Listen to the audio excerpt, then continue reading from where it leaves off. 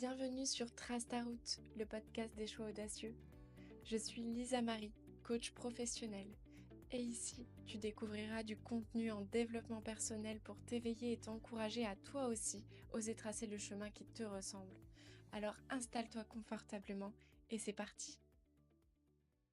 Hello, j'espère que vous allez bien. Je suis vraiment contente de vous retrouver pour ce nouvel épisode de podcast. Je sais un peu où je veux aller. J'ai à moitié préparé l'épisode, j'ai rien écrit, mais j'ai écrit seulement... Enfin, j'ai rien écrit. Si, j'ai écrit.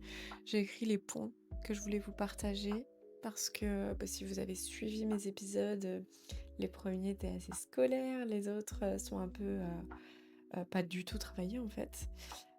Et là, voilà, on essaye un peu entre les deux. C'est lundi matin, il est 9h, donc je suis au bureau avec mon premier café de la journée, de la semaine. Et je vous prends avec moi, ça me fait vraiment plaisir, en vrai, de vous parler aujourd'hui. Et je vais vous parler du fait que j'ai toujours voulu briller. Alors, ceux qui connaissent mon parcours, le savent, je vais revenir brièvement dessus parce que c'est un lien. J'ai intégré l'école de coiffure, j'avais 14 ans. 14 ou 15 ans. Ouais, 14-15 ans. En fait, je suis née en fin d'année, donc j'ai toujours eu un an de moins que les autres. Mais voilà, 14-15 ans. Et j'ai pas choisi la coiffure parce que c'était le métier qui me plaisait vraiment à la folie, que j'étais passionnée par ce métier, que j'étais super coquette. Pas du tout. C'était pas du tout moi. J'étais plutôt garçon manqué. Alors peut-être que l'année avant, je commençais à devenir un peu plus féminine, mais ça a jamais passé des heures à me coiffer devant le miroir, à me maquiller, à faire des tresses aux autres. J'ai choisi ce métier parce que je savais pas trop quoi faire et que c'était un métier qui pouvait me rapporter rapidement de l'argent. Au final, je me suis rendu compte que dans ce métier, il y a plein de choses qui me plaisaient pas, notamment le fait de devoir m'adapter à un monde très féminin. Mais ça, peut-être que je ferai un autre épisode parce que là n'est pas le sujet. Bref, le sujet, c'est que j'ai toujours voulu briller. J'ai toujours voulu être un peu exceptionnelle dans tout ce que je faisais. Je dis pas que j'ai toujours réussi, hein. Mais là, mon truc, c'était OK, bon, la coiffure, voilà, sans plus. Par contre, j'adore faire des chignons de mariés, d'événements, tout ça. Donc, j'ai fait une année en plus et je restais après les cours avec les profs. On était peut-être à rester après les cours avec les profs. On devait être 4-5 sur une classe de 30, c'est tout. Pour apprendre à faire des chignons pour les événements. Donc, je faisais des concours de chignons. Je coiffais pendant mes jours où j'étais au salon. C'est moi qui me chargeais de faire les chignons, de marier, tout ça. J'adorais. J'ai voulu intégrer ce monde-là. C'était mon but. Sauf que bon, en intégrant un salon de coiffure où c'était un peu son truc de faire des shows coiffure et tout ça, j'ai vu que j'étais traitée comme un larbin. Ça aussi, je pourrais revenir dessus parce que je pourrais tellement en dire, mais vraiment, on faisait des 12 heures. J'étais pas payée, hein. Enfin, si, je vais mentir. 280 € le mois. 12 heures par jour, pas de pause. Je devais mettre des talons aiguilles. Je devais l'aider à refaire sa terrasse. Enfin bref, je vous passe les détails, mais on était exploités.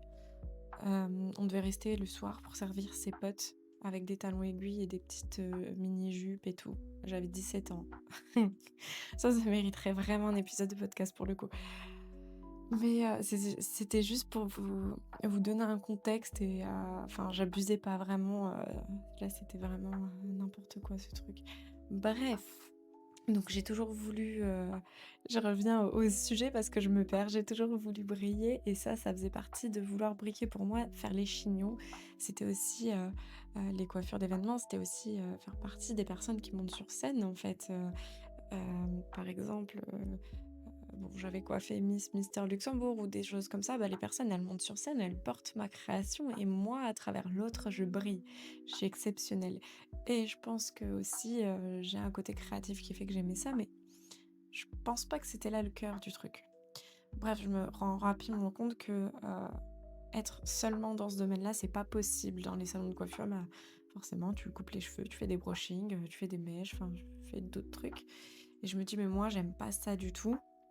Donc, vu que j'ai encore envie d'être la seule dans mon métier, de briller, d'être unique dans ce que je fais, je vais être barbeur. parce que à l'époque, alors maintenant il y en a de plus en plus des barbeurs, mais lorsque moi j'ai commencé il y a 10 ans, 11 ans, il y a 11 ans, oh mon Dieu, eh bien, il y avait pas beaucoup de barbeurs, ça commençait à se développer et en plus de ça, il y avait encore moins de femmes. Franchement, il y avait moi j'en connaissais pas beaucoup et pas du tout d'ailleurs et dans les salons, j'en voyais pas. Alors il devait y en avoir certainement, mais c'était une minorité. Maintenant, il y en a de plus en plus. Mais voilà, ça me permettait, je pense, aujourd'hui je le conscientise, mais à l'époque pas du tout, mais je pense que ça me permettait d'être unique dans ce que je faisais, parce que j'avais ce sentiment de ne jamais être assez. C'est, donc j'allais chercher là où je pouvais être, unique. Parce que je savais très bien qu'en étant une coiffeuse lambda, donc couper les cheveux, faire des mèches et tout, j'allais pas être la meilleure. J'allais pas être la seule. J'allais pas être la meilleure parce que ça me passionnait pas. Que là, bah, être, déjà une femme dans un monde d'hommes, j'étais déjà unique rien que parce que j'étais. Et bah, forcément, je brillais à travers, enfin, lorsque tu travailles dans un salon d'hommes et que, bah, tes collègues sont que des hommes et que, les clients te disent, au début, c'est difficile parce que les clients, ils disent: «Ah, mais vous êtes une femme et moi, j'ai pas l'habitude qu'une femme me coupe les cheveux. Ah, mais vous êtes sûre, vous savez tailler la barbe, c'est pas dangereux, le rasoir?» Et en fait, avec le temps, bah, j'ai gagné en confiance, en maturité et je leur disais: «Bah, si, c'est dangereux, j'ai appris hier et alors?» Enfin, j'étais tellement sûre de moi que je me permettais de faire des blagues pour faire flipper les clients et je me sentais unique et je brillais et ça, c'était, parce que j'étais une femme, dans un monde d'hommes, je pense. Enfin, après ça s'est développé, il y en avait de plus en plus et j'ai commencé à, me sentir pas assez. En fait, le rôle de j'étais au début, j'étais pas coiffeuse, j'étais barbeur, comme si, coiffeuse, c'était pas assez, en fait.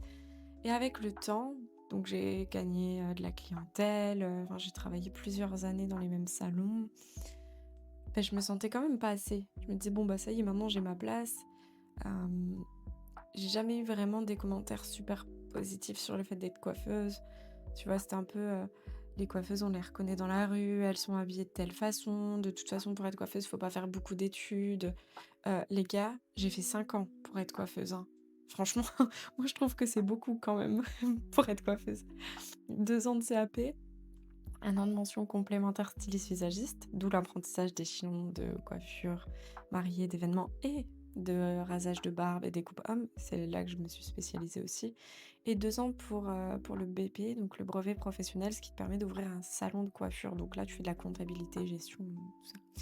Bref, là n'est pas vraiment le sujet. Le fait est que ça y est, au bout de plusieurs années de ma vie, en tant que barbeur, je me ressentais coiffeuse et coiffeuse pas assez. Vraiment, la coiffure, je le mettais dans une catégorie bah, pas gratifiante parce qu'une coiffeuse, voilà, elle est pas intelligente, elle est nunuche, elle est bimbo, physiquement on la reconnaît.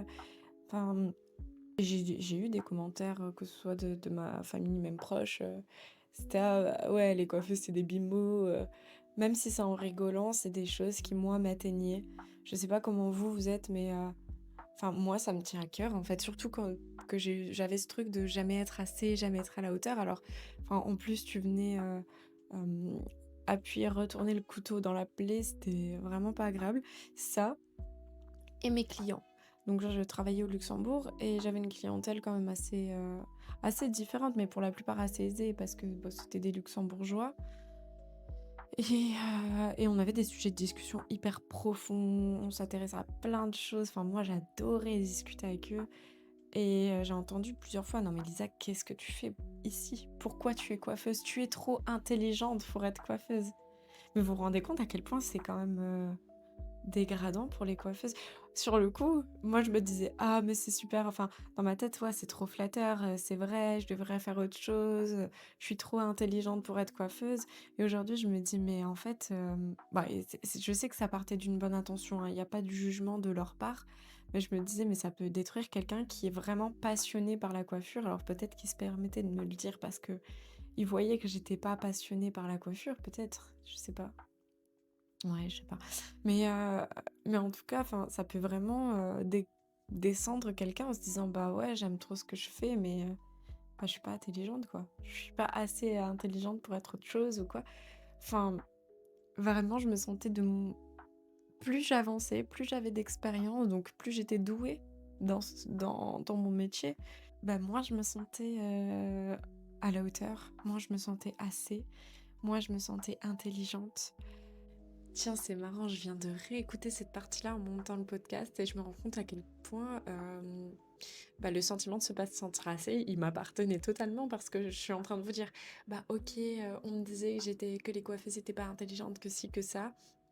Et donc ça me faisait ne pas me sentir assez et à la fois, mes clients, me disaient: «Tu es trop intelligente», et tout et bah, à cause de ça, je me disais: «Ben, en fait, c'est un métier où les gens ne sont pas intelligents et donc je suis dans un métier où les gens ne sont pas intelligents, donc je suis pas intelligent». En fait, je tournais tout à mon propre sentiment qui était de ne pas se sentir assez, quoi, malgré les compliments que je pouvais recevoir. Mais bon, il y a eu quand même une part de lorsqu'on me disait ça qui me disait: «Allez, tu peux encore faire mieux, tu peux encore, briller dans un autre domaine de ta vie». Enfin, c'est quand même malgré tout, les messages de mes clients, les mots de mes clients, c'est quand même malgré tout quelque chose qui m'a encouragée à reprendre mes études. Bref, on reprend le podcast. Et donc je me suis dit: «Bah tiens, je vais faire un autre métier». Qu'est-ce que j'aime absolument dans mon métier? Bah, c'est discuter avec mes clients, c'est pouvoir les conseiller, sauf que, bah, j'ai pas les cartes en main et j'ai pas l'intelligence de pouvoir les conseiller. Donc je vais commencer un autre métier qui est un peu plus intellectuel. Et donc j'ai quitté, la région et j'ai été faire des études de coaching et ça tout le monde, le sait, je vais pas raconter ce parcours-là. Mais pareil, en fait, ce truc de pas être assez, j'arrive en coaching dans une école où normalement ils prennent minimum un bac+2. Le BP, c'est considéré comme un bac+2, mais enfin c'est un équivalent. Mais sincèrement, vu que j'étais pas je m'en fichais, je savais même pas que c'était un équivalent bac+2. Donc moi j'appelle en disant: «Je veux être coach, mais j'ai pas le bac». Voilà, on m'a dit: «Ben non, tu rentres pas», et moi j'étais là: «Ah OK». Donc même pour rentrer dans une école intellectuelle, je ne suis pas assez intelligente. Bon, j'ai forcé, j'ai pris une coach pour m'aider un peu à glow up, cette confiance en moi et rentrer dans l'école de coaching. Premier jour où je me suis dit: «Mais qu'est-ce que je fous là?» En fait, ces personnes ont une expérience de vie, ont un statut, ont, pour la plupart, ont quand même des métiers où ils utilisent, la logique, les chiffres, les lettres, enfin, pas forcément leurs mains pour le coup. Pas tous, hein, mais c'était là je fais vraiment une généralité et je me sentais pas assez et donc bah non, cette école de coaching, ces élèves-là aussi, les formateurs, les profs, les psys, enfin tous ceux qui étaient présents m'ont aidé à travailler ce truc et à me sentir assez. Donc pour le coup, aujourd'hui, je me sens pleinement assez d'être qui je suis, que ce soit, en coiffure et en coaching. Mais j'avais un autre souci. Lorsque j'étais en école de coaching, j'ai ouvert ma société pour, ben, me faire de l'argent forcément et continuer à travailler dans la coiffure pour pouvoir payer mes études aussi en coaching. Donc lorsque je me présentais aux gens, j'étais coiffeuse, pas coach. Forcément, j'apprenais le coaching, mais au fur et à mesure, bah, j'ai eu mon diplôme, j'ai ajouté la deuxième activité à ma société, mais j'étais toujours coiffeuse, pas coach. Enfin, c'était très difficile ce changement de cap entre coiffeuse et coach. Et lorsque je suis devenue coach, hop, j'étais plus coiffeuse. Fallait pas me parler de coiffure. C'était non, non, mais ça c'était avant, un peu comme si j'assumais pas ce côté-là de moi, ce côté, c'est l'ancienne Lisa Marie et elle a rien à apporter à la nouvelle Lisa Marie. Sachant qu'en plus j'ai changé de nom de famille, donc il y a eu vraiment un, un cap assez important de, je sais pas, je laisse quelque chose derrière moi et ça, c'est plus pour moi. Sauf que la réalité n'était pas ça. La réalité était que, bah ouais, j'ai commencé le coaching, mais j'ai toujours besoin de la coiffure. Et donc, je l'assumais pas. Les années se sont passées.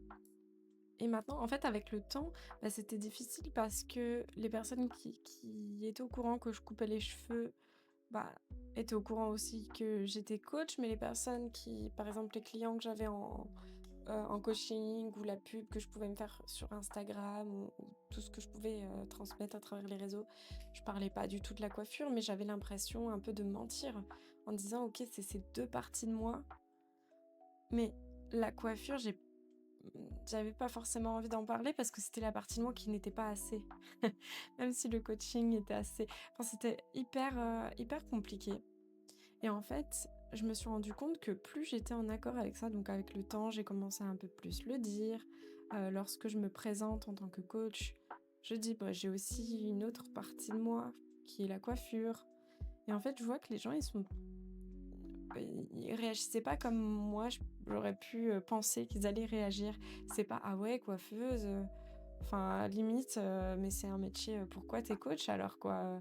Enfin pourquoi tu fais les 2?» Mais en fait pas du tout. Les gens c'est: «Oh, mais c'est trop bien, mais pourquoi tu fais pas, des coachings en même temps que tu coiffes et tout?» Bon, ça jamais. En tout cas, bon, faut jamais dire jamais, mais ça me tente pas du tout. Mais j'ai remarqué qu'il y a une chose qui s'est développée. Plus je l'assumais, ce côté coiffure et coach, plus je développais quelque chose dont j'avais vraiment envie au début de la coiffure, qui est les coiffures d'événements. C'est-à-dire que plus je l'assumais, moins je prenais, comment je pourrais dire ça? Enfin, les prestations en fait qui m'intéressent pas, quoi. Et ben, toutes celles-là, à force d'accepter que j'avais ces 2 parties de moi, j'ai ces 2 parties de moi, eh bien, actuellement, je fais des prestations vraiment celles qui m'intéressent. C'est-à-dire que je vais coiffer pour le festival de Cannes, je vais faire des chignons pour les mariages, je vais faire des coiffures d'événements pour, les soirées, à thème qui peuvent se dérouler, dans les hôtels ou dans des villas privées. Je fais vraiment que ce que j'aime.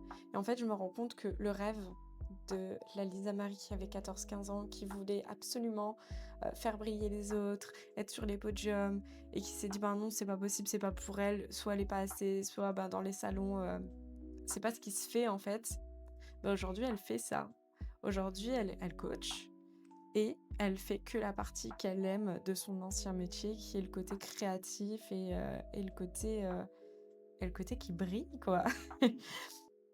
Et donc, tout ça pour dire, toute cette story time assez longue, pour vous dire que c'est super important d'accepter tous les côtés de soi pour les faire rayonner, d'exploiter 100 de leur potentiel. En fait, à partir du moment où moi j'ai accepté le fait d'être pleinement coiffeuse, même si c'est que pour un certain domaine de la coiffure, on s'en fiche. Maintenant, si on me demande ce que je fais dans la vie, ouais, je suis coach et aussi coiffeuse pour les événements, pour ci, pour ça, parce que j'en suis fière et je suis autant fière de l'une des parties que de l'autre. Et donc, ce que je voulais dire par là, c'est que ça te permet d'exploiter 100 de ton potentiel lorsque tu assumes toutes les parties de toi. Mais toutes les parties de toi, c'est pas forcément, j'ai 2 métiers comme dans mon cas. Toutes les parties de toi, ça peut être, j'ai d'autres parties de moi qui sont hyper, contradictoires et paradoxales. Tu peux être très spirituel, super connecté à toi-même, adorer, méditer, partir en sac à dos à l'autre bout du monde, je sais ça a pas vraiment de lien, mais je veux dire être, tu sais, roots, spirituel, connecté à la nature, tout ce que tu veux et en même temps matérialiste. Ça c'est possible. Si tu l'es ni l'un ni l'autre, peut-être que tu comprendras pas, mais c'est possible parce que je le suis, donc c'est que c'est possible. Tu bah, les belles voitures, les beaux restaurants, les beaux sacs à main, même si ça va pas être ta priorité, enfin moi en tout cas pour le cas ça l'est pas. C'est pas ma priorité de mettre, tant dans un sac à main, je vais plutôt le mettre dans un voyage. Mais par contre, ça serait mentir que de dire que j'en ai rien à foutre. Si on m'offre, des sacs à main, des chaussures de luxe ou un resto de luxe, je suis super contente. D'ailleurs, les restos font partie en fait, je favorise les expériences, donc forcément les voyages et les restos font partie de ma priorité. Mais lorsque j'ai le budget pour les 2, ben, je prends les 2 et les vêtements et les expériences. Et je me disais: «Ben non, c'est exactement comme pour la coiffure et le coaching, mais non Lisa Marie, comment tu peux, être, spirituelle, faut se détacher des choses, machin et d'un autre côté, être super enjouée lorsque tu t'achètes, une paire de chaussures». Enfin si, j'ai le droit en fait. L'être humain, il est complexe, il est comme ça et tu le droit et toi aussi, tu peux être spirituel et matérialiste, tu peux être fêtard, fêtarde et en même temps sage, te dire: «Mais moi en fait j'adore faire la fête, j'adore rencontrer du monde, je suis hyper sociable, machin. J'adore aller à droite, à gauche quand les gens me parlent et tout. Et ben, il y a des moments dans ma vie, en fait, où il faut pas me parler. Et tu le droit. Et tu le droit. Et c'est pas parce que après on vient les moments où tu as besoin de calme, où tu as envie d'être sage, où tu as juste envie de chiller et qu'on te dit: «Ah là là, mais on te connaît pas comme ça.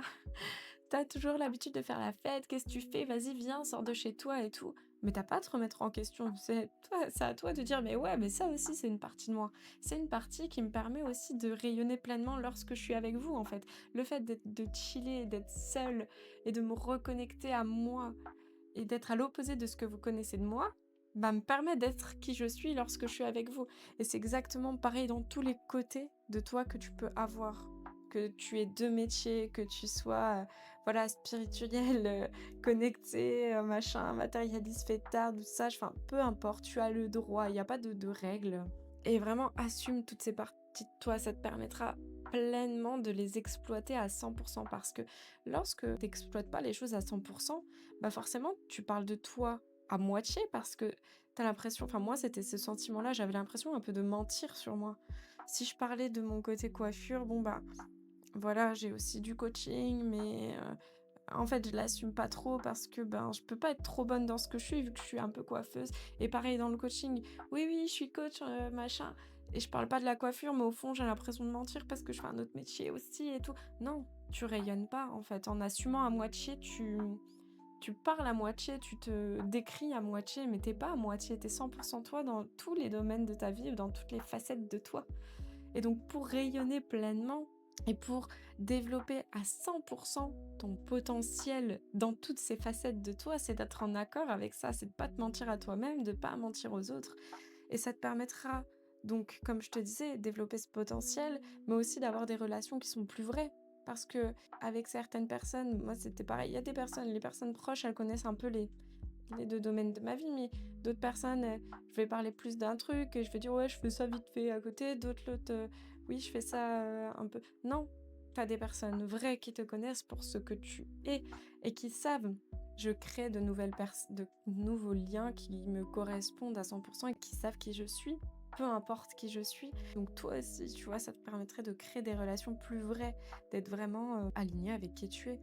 Ça te permet aussi de développer de la confiance en toi, en fait. Parce que tu rayonnes, plus tu as des relations vraies, plus tu développes ton potentiel dans tous les domaines de ta vie, plus ta confiance en toi, elle se développe, plus c'est solide. Bah ouais, je suis, fêtard et en même temps super sage. Et alors? Il y a quoi, en fait? Si tu de me faire du mal ou de me piquer, ben non, je suis tellement en accord avec moi-même que ça ne m'atteindra pas. Et ça va développer une confiance en moi plus en plus solide. Et donc, même, un savoir-faire ou être dans les parties de toi, du coup, qui est de plus en plus beau, grand. Je sais pas comment les dire. Ça te permettra aussi d'avoir plus d'impact sur ces côtés de toi, sur tes disciplines. Donc si c'est, j'ai 2 métiers différents, bah, tu auras plus d'impact, hein, ça rejoint ce que je disais. Mais sur les autres aussi. Si tu fais un peu, comme je suis en train de faire, d'en parler, bah, les personnes que tu vas rencontrer, elles vont se dire: «Mais en fait, cette personne a grave raison, mais moi aussi je devrais parler de ces 2 côtés de moi et être pleinement alignée avec tous ces côtés de moi». La plus belle des choses que tu puisses faire, c'est d'inspirer les autres pour aider les autres à avoir aussi ce point de vue, à rayonner, à se sentir alignés avec eux-mêmes. Enfin, moi, je trouve ça super important. Voilà, voilà. Je pense que j'ai tout dit. J'aimerais bien avoir un peu de commentaires ou de retours, que ce soit en privé ou en public, des likes, des repartages. Déjà, ça me permettrait de continuer ce que je fais. Et s'il y a des sujets qui vous intéressent, sur lesquels bah, vous aimeriez que je débriefe comme je suis en train de le faire là, n'hésitez pas à me le dire, à me le partager. Voilà, voilà, je vous souhaite une très belle journée, très belle semaine et je vous dis à très vite.